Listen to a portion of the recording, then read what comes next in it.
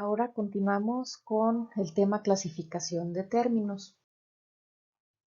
Tenemos aquí en la clasificación de términos que hay términos fraccionarios o enteros, si tienen denominador literal o no.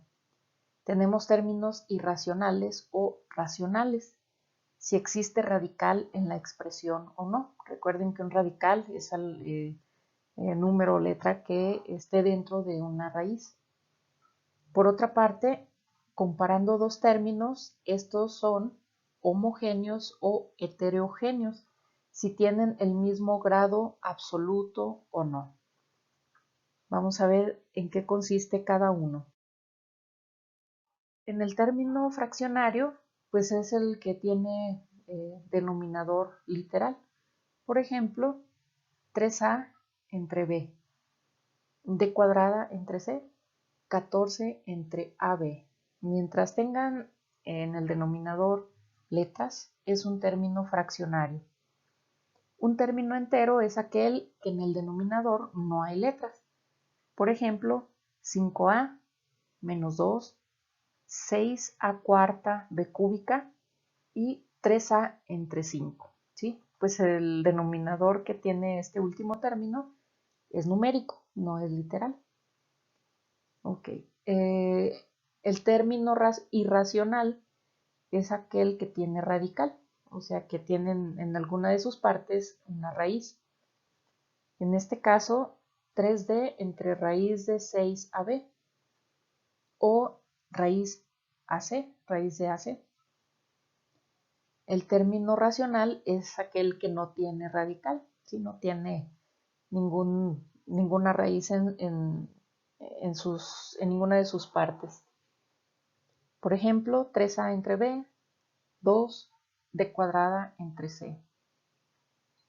Los términos homogéneos son los que tienen el mismo grado absoluto.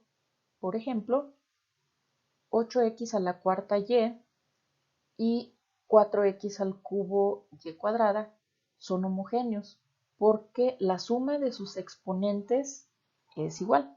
Por ejemplo, aquí x a la cuarta, ¿sí? Aquí está este 4, y, bueno, no tiene aquí su exponente, sabemos que es 1, 1 más 4 es 5. En el segundo término, pues tenemos x al cubo y y al cuadrado, 2 más 3 de los exponentes da 5. Entonces tienen el mismo grado absoluto, 5 y 5. Por lo tanto, son homogéneos.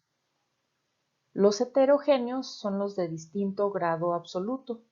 Por ejemplo, 5a y 3a al cuadrado. Aquí el exponente de la a pues sería el 1 y su grado absoluto es 1.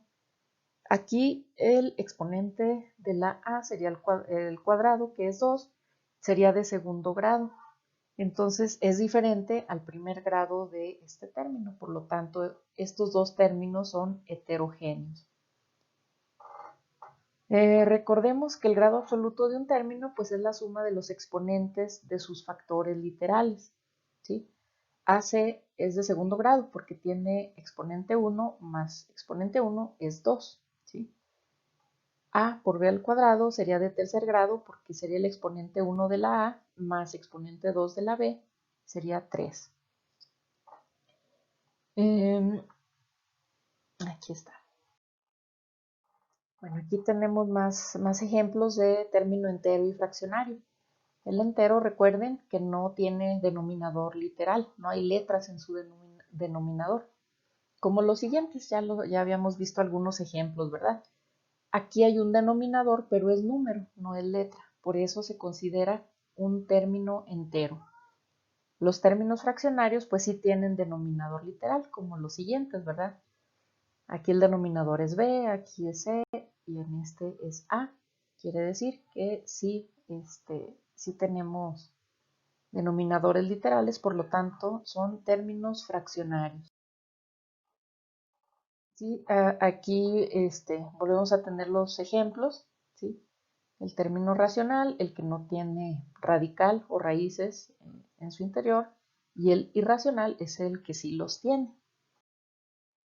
Homogéneos, pues ya vimos los ejemplos, y heterogéneos, también ya vimos los ejemplos. ¿sí? El homogéneo, pues son los que la suma, bueno, su grado absoluto, la suma de los exponentes de ambos términos es igual. Por ejemplo, aquí 4 de x, 1 de y es 5, se suman y es 5. Aquí 3 de x, 2 de y se suman y es 5. Tienen el mismo grado absoluto. Y los heterogéneos son los que no tienen el mismo grado absoluto. Entonces, aquí terminamos con este tema.